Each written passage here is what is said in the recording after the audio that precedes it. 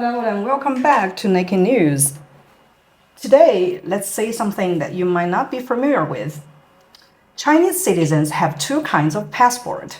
One is the normal passport, which can be used for international traveling. Another thing is we also have our domestic passport. So, what is that? Actually, it's not called passport. Instead, we have a full name for that. That is residence registration brochure, or we can say household registration brochure, same thing.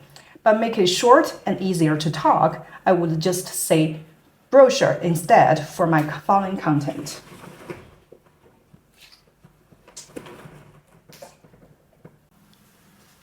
Actually, brochure is not a new thing. It was created almost back to 2000 years ago when people were still living in Qing Dynasty around BC 200 something. And there, dictators used this kind of brochure to limit people's movement. For example, when a person wanted to move from city A to city B, but he or she only had city A brochure. Without the government's permission, that person cannot move from city A to B. It was because dictators were controlling this country from the past to the present. And sometimes they want to control the people in the little cages, especially when big epidemic or natural disasters happen. So, people were just like animals. When we meet difficulties, we tend to find a better place with more safety and more natural resources. So this is the dictator's target because dictator and his family wanted to have or control all the resources. That's why people cannot move from one place to another whenever they want. And currently, maybe you see many high buildings, bullet train stations, as well as airports in China.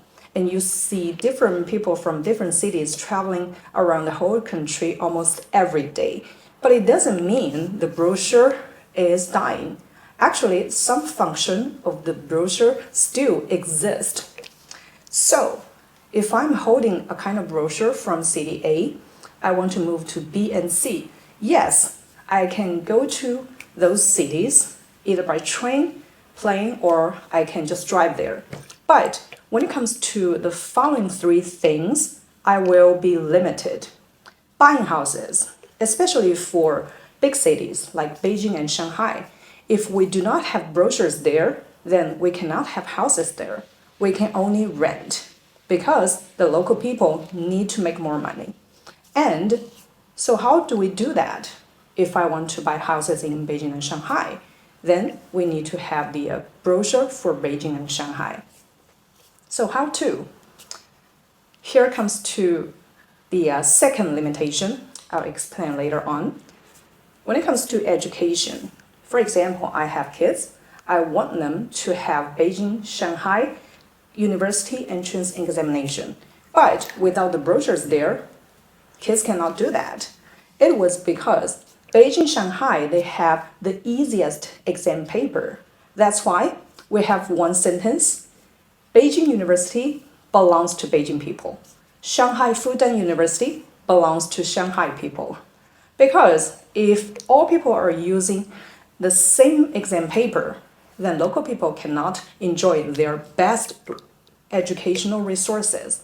So to protect big cities people, they have this kind of policy. And the third one is, if I want to use my medical card to cover some of my medical service fee, if I'm working out of my home city, then I need to see if these two cities, their medical systems are connected. If not, then when I pay my medical fee in another city, nothing can be covered. And back to the question, how can we get another local passport, another brochure? This is as difficult as immigration in another country. I can do it for marriage. This is the cheapest, but I need to wait probably over 10 years, especially in big cities, developed cities. Second, if they allow non-local people to buy houses, then I can invest in my house to get the brochure. And the third one is if I can find a job there, I can work over 8 or 9 years to change my brochure. So from here, you can see moving from one city to another and be a citizen there is almost as tough as moving to another country. Maybe the only difference is the language. That's all for my sharing for today. Thank you guys so much for coming. Please be looking forward to seeing our next episode.